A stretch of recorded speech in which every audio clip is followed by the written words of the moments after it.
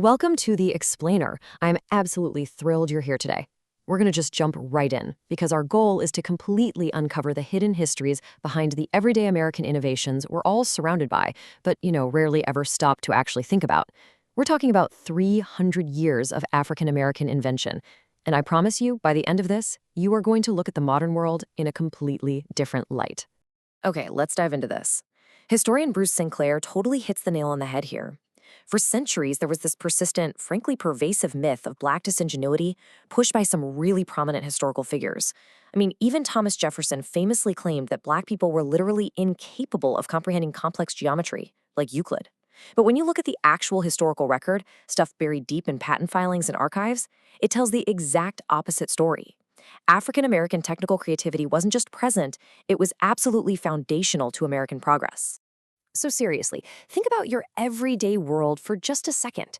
When you sweeten your morning coffee, when you lace up a pair of manufactured shoes, or when you safely ride a train from city to city, whose genius actually made that possible? Well, as we're going to see, African American ingenuity was the literal engine driving these massive world-changing industries.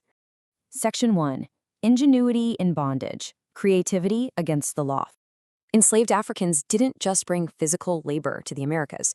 They brought incredibly deep, sophisticated technological knowledge with them.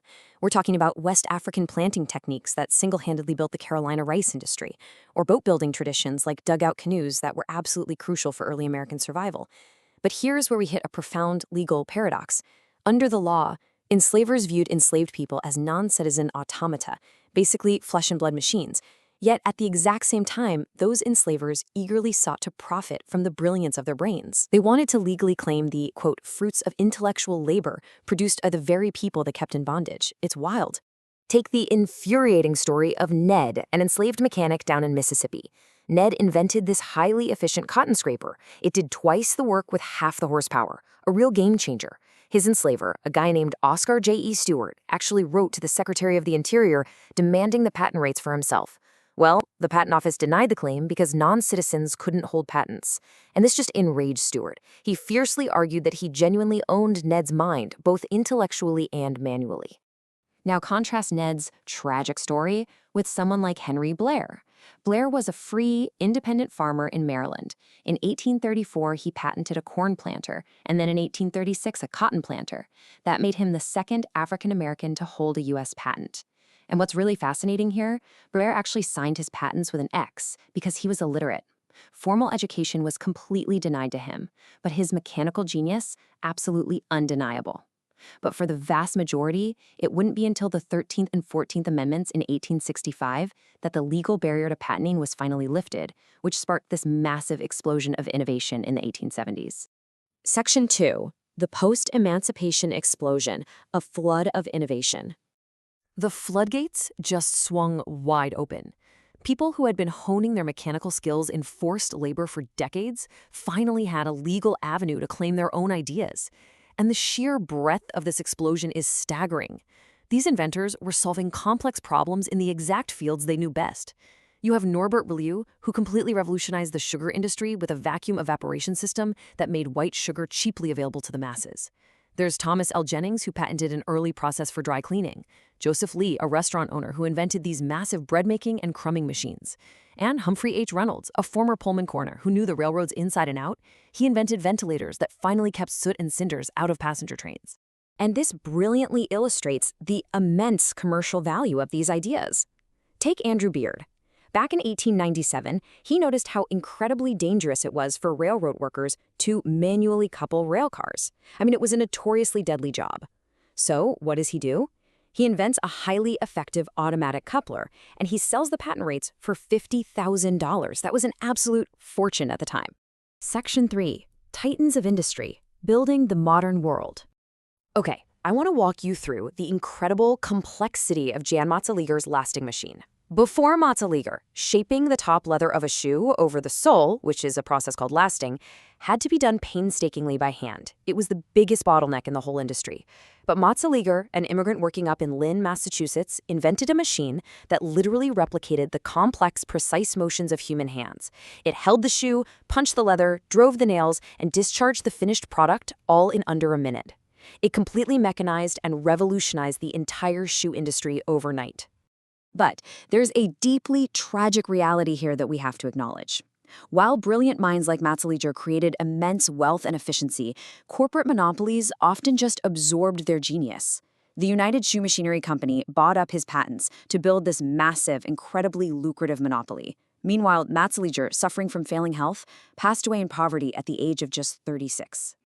Then we have the incredible story of Granville Woods, who was literally hailed by the press back then as the greatest electrician in the world. Woods invented the synchronous multiplex railway telegraph. This was a vital safety system that finally allowed moving trains to communicate with stations and with each other, preventing countless deadly collisions. And what's amazing is that Thomas Edison tried to claim he created a similar device, but Woods wasn't having it. He took Edison to patent court, and Woods won. Not just once, but twice. He fiercely protected his intellectual property. Another absolute titan is Lewis Latimer. The son of a man who had escaped slavery, Latimer became a master draftsman. He actually drafted the incredibly complex patent drawings for Alexander Graham Bell's telephone. Later on, while working for Hiram Maxim, he patented a revolutionary method for making carbon filaments. This dramatically reduced the cost of electric lighting, finally making it accessible to the general public.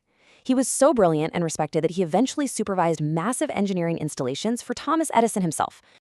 Section 4. Reclaiming the narrative. The fight to remember. Now, what's really interesting about this is that as we moved into the 20th century, it wasn't enough to just invent things. This history had to be actively documented to deliberately shatter that enduring myth of intellectual inferiority we talked about earlier. Enter Henry E. Baker, an examiner at the U.S. Patent Office. Baker realized that because the government didn't record the race of inventors, all this incredible history was just vanishing. So he dedicated his life to sending thousands of letters to patent attorneys and manufacturers, painstakingly compiling 4 massive volumes of patents awarded to Black inventors, just to prove without a shadow of a doubt that it was happening. This history is anchored by the faces of incredible individuals. You have Henry E. Baker preserving these records from the inside, and then you have figures like Elijah McCoy, who became the absolute gold standard of engineering. McCoy held over 50 patents, mostly for automatic steam engine lubricators. His inventions were so effective and so reliable that railroad engineers and factory owners would specifically ask for the real McCoy to make sure they weren't getting a cheap knockoff. His name literally became synonymous with quality. How cool is that? And this legacy of agency, of taking control of your own destiny through invention, it expanded rapidly into the 20th century. Madam C.J. Walker built an entire empire around a system of cosmetics and hair care for Black women. Garrett Morgan invented a life-saving breathing hood used in tunnel rescues, and later the mechanical traffic signal. And then there's Robert Pelham, working in the Federal Civil Service, who invented highly efficient tabulating machines to process data for the U.S. Census Bureau. They were finding massive success in completely new urban markets and government systems. So I want to leave you with this final thought.